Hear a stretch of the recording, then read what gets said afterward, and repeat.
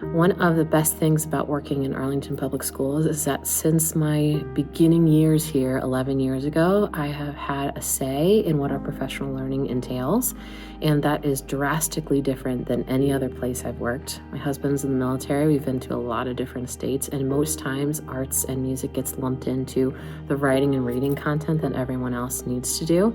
While we are still included in those items, it is not something that we are doing every professional development, and that means the world. It means that music and art have their own place in our community and are just as important.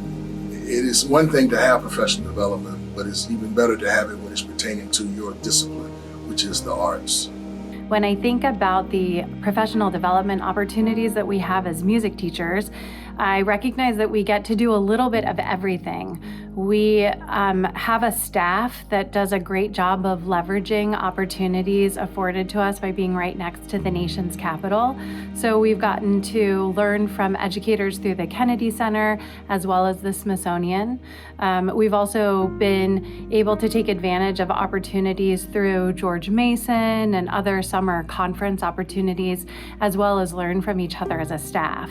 We've had presenters from the National Gallery of Art. We've done book studies on social justice as it pertains to art, and each one of these lessons I've taken back to my classes and I've taught my students so that the students understand and learn art in a present-day, real-world setting.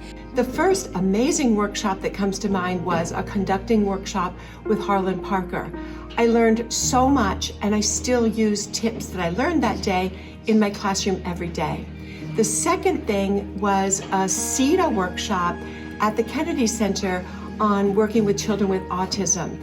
And it gave me so many tips and so much insight that I do firmly believe that it improved my teaching skill overall. The connections for professional development has helped me in my 32 years of teaching more than I could have imagined. Having access to all these different types of professional development, we're able to tailor what we learn to what we know will work best for our own students.